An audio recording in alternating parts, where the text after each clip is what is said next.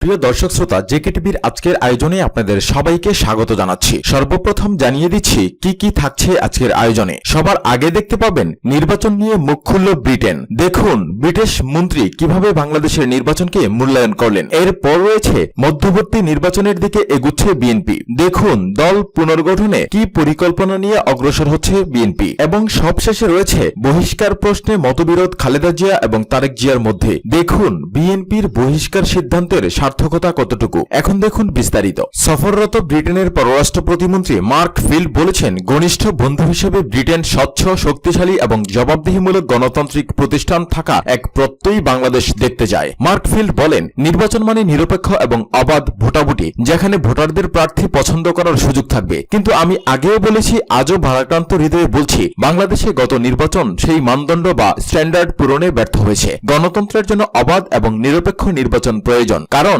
ভোটাররা পছন্দমতো প্রার্থী নির্বাচন করতে না পারলে বিকল্প পথ খুঁজতে থাকে। এতে গণতন্ত্র হুমকির মুখে পড়ে। রোববার রাজধানীর এক হোটেলে বেসরকারি গবেষণা সংস্থা পলিসি রিসার্চ ইনস্টিটিউট আয়োজিত সেমিনারে তিনি বলেন, আমরা প্রাণবন্ত বিতর্ক, উদ্দীপনাময় সুশীল সমাজ এবং প্রতিযোগিতামূলক নির্বাচন দেখতে চাই। মার্ক ফিল্ড আরও বলেন, বন্ধু হিসেবে আমি দুঃখ ভারাক্রান্ত হৃদয়ে আবারও বলছি, এখানে ডিসেম্বরে যে নির্বাচন হয়েছে তা গণতন্ত্রের মানদণ্ড পূরণ করতে ব্যর্থ হয়েছে। ওই নির্বাচনের যত অনিয়মের অভিযোগ উঠেছে তার পূর্ণ বিশ্বাসযোগ্য এবং স্বচ্ছ তদন্তের মাধ্যমে নিষ্পত্তির আহ্বান পুনর্ব্যক্ত করেন তিনি আরো বলেন, দেশে যদি স্বাভাবিক গণতান্ত্রিক পদ্ধতি বিদ্যমান না থাকে তাহলে জনগণ তাদের আকাঙ্ক্ষা বা কাঙ্ক্ষিত পরিবর্তনে ভিন্ন পথ বেছে নিতে পারে। তিনি বলেন, দেশে একটি শক্তিশালী বিরোধী দল থাকা জরুরি, যারা সরকারকে সংশোধন এবং প্রয়োজনে বিকল্প পথ দেখাবে। তিনি মত প্রকাশ এবং গণমাধ্যমের স্বাধীনতা সমুন্নত রাখার আহ্বান জানান। বলেন, দীর্ঘমেয়াদী স্থিতিশীলতার জন্য সুশাসন, মানবাধিকার এবং গণতান্ত্রিক অন্যান্য উপাদান খুবই গুরুত্বপূর্ণ। মন্ত্রী তার বক্তৃতায় গ্রামীণ ব্যাংক,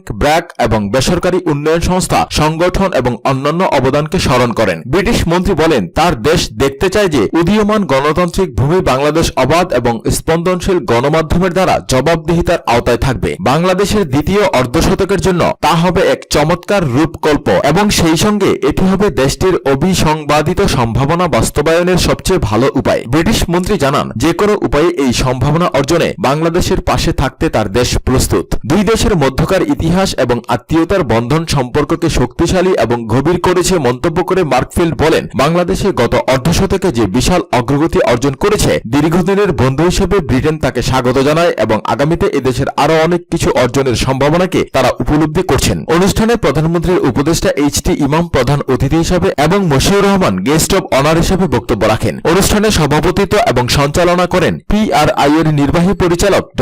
আহসান মনসুর। উল্লেখ্য, ব্রিটেনের পররাষ্ট্র এবং কমনওয়েলথ কার্যালয়ে এশিয়া এবং প্রশান্ত মহাসাগরীয় অঞ্চল দেখভালের দায়িত্বপ্রাপ্ত প্রতিমন্ত্রী মার্ক ফিল্ড তৃতীয়বারের মতো বাংলাদেশ সফর করছেন এবং সোমবার তিনি লন্ডনের উদ্দেশ্যে ঢাকা ত্যাগ করেন। এখন দেখুন মধ্যবর্তী নির্বাচনের দিকে এগুচ্ছে বিএনপি। দেখুন দল পুনর্গঠনে কি পরিকল্পনা নিয়ে অগ্রসর হচ্ছে দলটি। একাদশ জাতীয় সংসদ নির্বাচনের পর দল গোছানোর মাধ্যমে এখন ঘুরে দাঁড়ানোর চেষ্টা করছে বিএনপি। বর্তমানে সংগঠন গোছাতেই বেশি ব্যস্ত দলটি। বিএনপির ভারপ্রাপ্ত চেয়ারম্যান তারেক রহমান সংগঠন গোছানোর কাজগুলো নিজেই তদারকি করছেন। প্রায় দিনই বিভিন্ন জেলার শীর্ষ নেতাদের সাথে ভিডিও কনফারেন্সে কথা বলে মতামত নিচ্ছেন। হালনাগাদ করা হচ্ছে বিভিন্ন জেলা কমিটি। বিশেষ করে খালেদা জিয়া জেলের বাইরে থাকাকালে যেসব জেলায় আংশিক কমিটি হয়েছিল সেসব জেলার পূর্ণাঙ্গ কমিটি করা হচ্ছে। একই সাথে যেসব জেলা কমিটি মেয়াদ উত্তীর্ণ হয়েছে সেসব জেলায়ও নতুন আহ্বায়ক কমিটি ঘোষণা করা হচ্ছে। এবার কাউন্সিলের মাধ্যমে অঙ্গ এবং সহযোগী সংগঠনগুলো পুনর্গঠনে বিশেষ জোর দেওয়া হচ্ছে। দলের হাইকমান্ড আগামী 3 মাসের মধ্যে সব অঙ্গ সংগঠনের কমিটি পুনর্গঠনের লক্ষ্যে এগুচ্ছে। ইতিমধ্যে নীলফামারী এবং লালমনিরহাট জেলা ছাড়াও অঙ্গ এবং সহযোগী সংগঠনের মধ্যে মৎস্যজীবী কৃষক দল, অ্যাব এবং ড্যাব, ওলামা দল, তাঁতি দলের আহ্বায়ক এবং মহিলা দলের পূর্ণাঙ্গ কমিটি ঘোষণা করা হয়েছে। আহ্বায়ক কমিটিকে 3 মাসের মধ্যে কাউন্সিলের মাধ্যমে নতুন কমিটি গঠনের নির্দেশ দেওয়া হয়েছে। এভাবে দল পুনর্গঠনের মাধ্যমে শিগগিরই একটি মধ্যবর্তী নির্বাচনের দাবিতে কর্মসূচি দিয়ে রাজপথের আন্দোলন সংগ্রামে নামার পরিকল্পনা নিয়ে এগুচ্ছে বিএনপির হাইকমান্ড। বিএনপির মহাসচিব মির্জা ফখরুল ইসলাম আলমগীর বলেছেন, আমাদের ভারপ্রাপ্ত চেয়ারম্যান অত্যন্ত সঠিকভাবেই অঙ্গ এবং সহযোগী সংগঠনগুলোকে পুনর্গঠন এবং সক্রিয় করার কাজ শুরু করেছেন। বিএনপির সাংগঠনিক জেলাগুলোকে সক্রিয় করার কাজ শুরু করেছেন। আমার বিশ্বাস অতি অল্প সময়ের মধ্যেই আমাদের এই সংগঠন আবার তার নিজের পায়ে দাঁড়াতে সক্ষম হবেই। অনেক ঝড় গেছে, অনেক ঝঙ্কা গেছে, অনেক সমস্যার সৃষ্টি হয়েছে, তার মধ্যেও বিএনপি কিন্তু উঠে দাঁড়িয়েছে সবসময়। তিনি বলেন, বিএনপি সেই দল যেই দলের রাজনীতি হচ্ছে এদেশের জনগণের রাজনীতি। এদেশের মানুষই বিএনপির সবচেয়ে বড় শক্তি। শক্তি।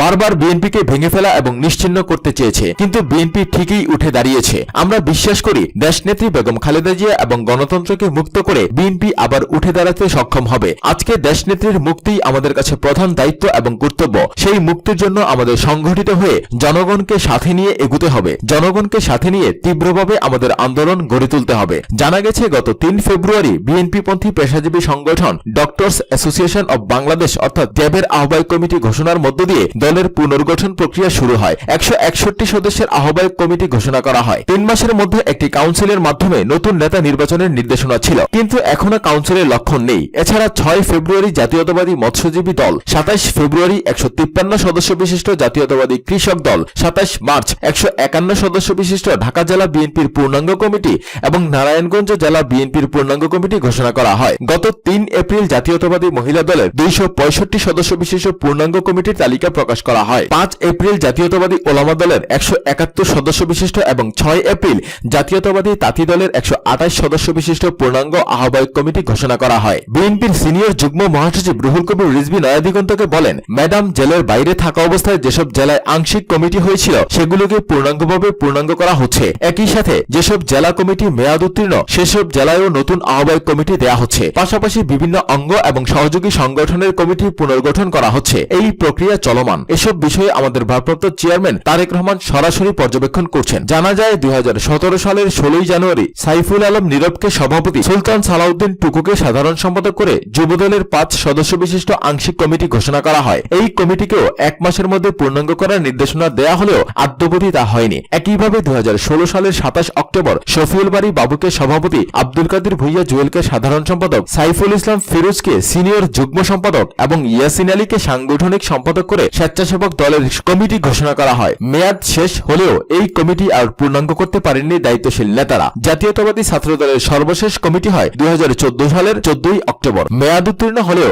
এখনো নতুন কোনো কমিটি গঠন করা হয়নি। দলের নির্বাহী কমিটির কি অবস্থা? জানা যায় 2016 সালের 19 মার্চ বিএনপির 6ষ্ঠ জাতীয় কাউন্সিল অনুষ্ঠিত হয়। এর কয়েক মাস পর জাতীয় নির্বাহী কমিটি ঘোষণা দেয় বিএনপি। নির্বাহী কমিটিতে 19 সদস্যের স্থায়ী কমিটির 3টি পদ শূন্য। আসম হান্নান শাহ, MK আনোয়ার এবং তরিকুল ইসলাম মারা গেছেন। তাদের মধ্যে বেগম খালেদা জিয়া প্রায় 1 বছরের বেশি সময় ধরে কারাবন্দী। ভারপ্রাপ্ত চেয়ারম্যান তারেক রহমান লন্ডনে। কয়েকজন সদস্য গুরুতর অসুস্থ। দীর্ঘদিন ভারতে রয়েছেন সালাউদ্দিন আহমেদ। অন্যরা সভা সমাবেশে অংশ নিলেও মিছিলের অগ্রভাগে থাকেন না। বিএনপির চেয়ারপারসনের উপদেষ্টা 73 জন, ভাইস চেয়ারম্যান 35 জন, সিনিয়র যুগ্ম মহাসচিব 1 জন এবং যুগ্ম মহাসচিব 7 জন। বিভিন্ন বিষয়ে সম্পাদকীয় 163টি পদের মধ্যে 5টি শূন্য। নতুন পুরনো মিলে নির্বাহী কমিটির সদস্য 293 জন। ছাত্র বিষয়ক সম্পাদক সহ কয়েকটি পদ শূন্য থাকলেও সে পদগুলো পূরণের কোনো লক্ষণ আপাতত বিএনপিতে নেই। সবশেষে দেখুন বহিষ্কার প্রশ্নে মতবিরোধ খালেদা জিয়া এবং তারেক জিয়ার মধ্যে। দেখুন বিএনপির বহিষ্কারের সিদ্ধান্তের সার্থকতা কতটুকু। বিএনপির বহিষ্কৃতদের ফিরিয়ে আনা নিয়ে তারেক জিয়া এবং বেগম খালেদা জিয়ার মধ্যে ভিন্নতার খবর পাওয়া গেছে।